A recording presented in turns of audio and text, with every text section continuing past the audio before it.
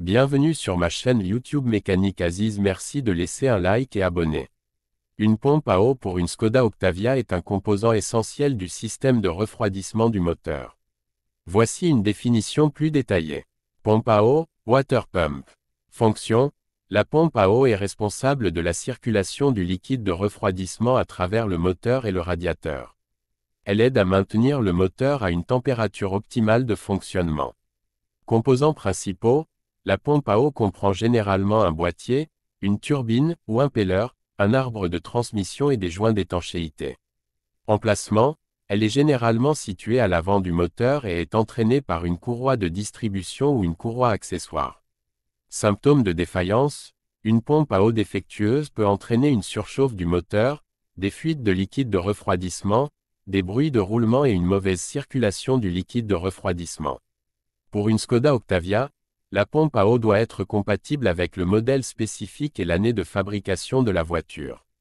Il est recommandé de suivre les intervalles d'entretien préconisés par le constructeur pour le remplacement de la pompe à eau, souvent en même temps que la courroie de distribution. La pompe à eau de la Skoda Octavia joue un rôle crucial dans le bon fonctionnement du moteur. Voici ses principales fonctions. 1. Circulation du liquide de refroidissement. La pompe à eau assure la circulation du liquide de refroidissement à travers le moteur et le radiateur. Cela permet de maintenir la température du moteur dans une plage de fonctionnement optimale. 2. Prévention de la surchauffe.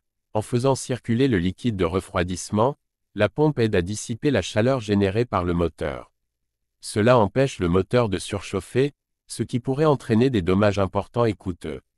3. Maintien de la température de fonctionnement. La pompe à eau contribue à maintenir une température de fonctionnement constante pour le moteur. Un moteur fonctionnant à la bonne température est plus efficace et moins susceptible de subir des dommages. 4. Support des autres composants du système de refroidissement. La pompe à eau travaille en tandem avec le radiateur, le thermostat, et les tuyaux du système de refroidissement pour assurer une circulation continue et efficace du liquide de refroidissement. 5. Optimisation de la performance du moteur. En maintenant une température de fonctionnement stable, la pompe à eau aide à optimiser les performances du moteur et à prolonger sa durée de vie. En résumé, la pompe à eau est essentielle pour la gestion thermique du moteur de la Skoda Octavia, jouant un rôle central dans le maintien de la performance et de la longévité du véhicule. Pour constater un problème de pompe à eau sur une Skoda Octavia, il est important de prêter attention à plusieurs signes et symptômes. Voici les indicateurs les plus courants. 1. Surchauffe du moteur. Si la pompe à eau ne fonctionne pas correctement, le moteur peut surchauffer. Le témoin de température sur le tableau de bord peut s'allumer ou la jauge de température peut indiquer une température élevée. 2. Fuite de liquide de refroidissement. Une fuite de liquide de refroidissement autour de la pompe à eau ou sous le véhicule peut indiquer une défaillance des joints d'étanchéité de la pompe. Vous pouvez également remarquer une flaque de liquide sous le véhicule après qu'il soit resté stationné. 3. Bruit de roulement. Un bruit de roulement ou de grincement provenant de la partie avant du moteur peut indiquer que les roulements de la pompe à eau sont usés. Cela peut se produire lorsque la pompe à eau est en fin de vie. 4. Fumée ou vapeur. Si le liquide de refroidissement fuit et entre en contact avec des pièces chaudes du moteur, vous pourriez voir de la fumée ou de la vapeur s'échapper du compartiment moteur. 5. Perte de liquide de refroidissement. Une baisse fréquente du niveau de liquide de refroidissement dans le réservoir d'expansion sans cause apparente peut indiquer une fuite au niveau de la pompe à eau. 6. Circulation insuffisante du liquide de refroidissement. Si la pompe à eau ne fonctionne pas correctement, le liquide de refroidissement ne circulera pas efficacement à travers le moteur et le radiateur. Cela peut être diagnostiqué par un professionnel en observant le flux du liquide de refroidissement. 7. Problème de chauffage. Une pompe à eau défectueuse peut entraîner une mauvaise circulation du liquide de refroidissement, ce qui peut affecter le chauffage de l'habitacle. Vérification et diagnostic. Inspection visuelle. Recherchez des signes de fuite ou de corrosion autour de la pompe à eau. Test de pression. Un mécanicien peut effectuer un test de pression du système de refroidissement pour détecter des fuites. Inspection du bruit. Écoutez attentivement les bruits anormaux lorsque le moteur tourne. Analyse de la température. Surveillez la température du moteur avec un outil de diagnostic approprié. En cas de doute ou de symptômes de défaillance de la pompe à eau, il est conseillé de consulter un mécanicien qualifié pour une inspection et un diagnostic précis. Une intervention rapide peut prévenir des dommages plus graves au moteur. La pompe à eau de la Skoda Octavia est un composant essentiel du système de refroidissement du moteur. Voici une explication de son fonctionnement. Fonctionnement de la pompe à eau. 1. Entraînement de la pompe. La pompe à eau est généralement entraînée par une courroie reliée au moteur. Sur certaines Skoda Octavia, cette courroie peut être la courroie de distribution, timing belt, ou une courroie accessoire, serpentine belt. 2. Aspiration du liquide de refroidissement. La pompe à eau aspire le liquide de refroidissement, souvent un mélange d'eau et d'antigel, depuis le radiateur. 3. Circulation du liquide de refroidissement. Le liquide de refroidissement est ensuite poussé à travers les passages internes du moteur par l'action de la turbine, impeller, à l'intérieur de la pompe. Cette turbine est fixée à un arbre de transmission relié à la courroie d'entraînement. 4. Dissipation de la chaleur. En circulant à travers le moteur, le liquide de refroidissement absorbe la chaleur générée par la combustion. Il passe ensuite à travers le radiateur où la chaleur est dissipée dans l'air ambiant. 5. Retour au radiateur. Après avoir traversé le moteur et le radiateur, le liquide de refroidissement revient à la pompe à eau, complétant ainsi le cycle de refroidissement.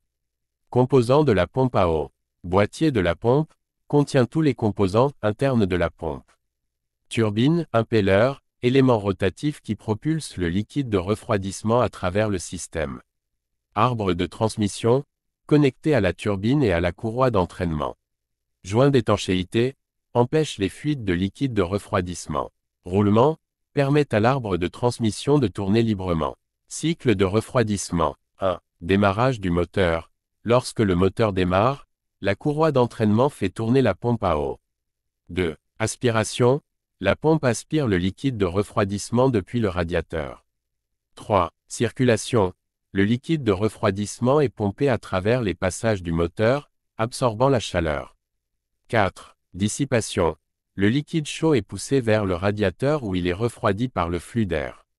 5. Retour. Le liquide refroidi retourne à la pompe pour recommencer le cycle. En résumé, la pompe à eau de la Skoda Octavia est essentielle pour maintenir la température du moteur à un niveau optimal, assurant ainsi son bon fonctionnement et prévenant les risques de surchauffe.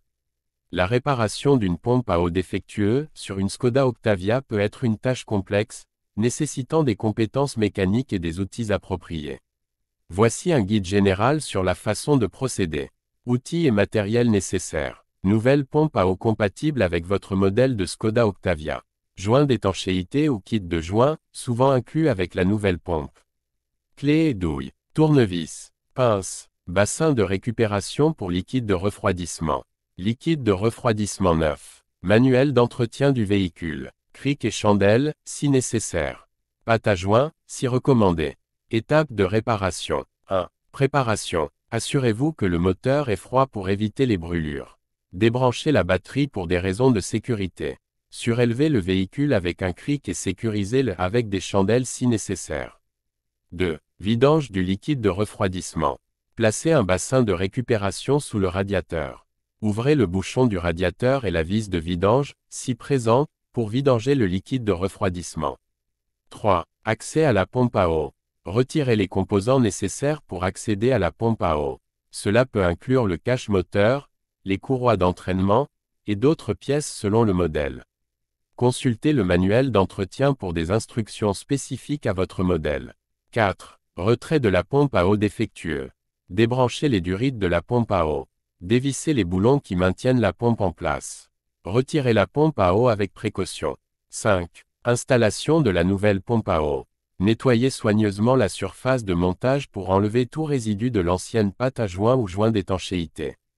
Appliquez une nouvelle pâte à joint, si recommandé, ou installez un nouveau joint. Positionnez la nouvelle pompe à eau et fixez-la avec les boulons.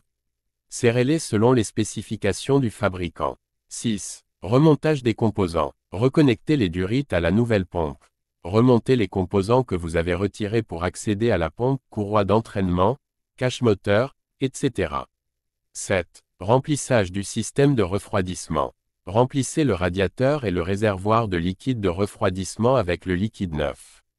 Purgez le système pour éliminer toute bulle d'air en suivant les instructions du manuel d'entretien.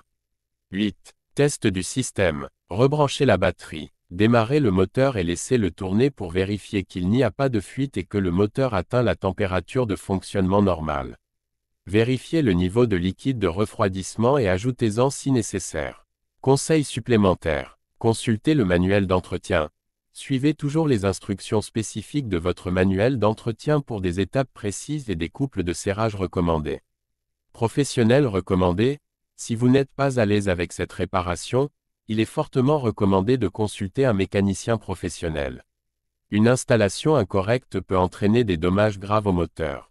La réparation de la pompe à eau de la Skoda Octavia est essentielle pour assurer la longévité et le bon fonctionnement de votre véhicule.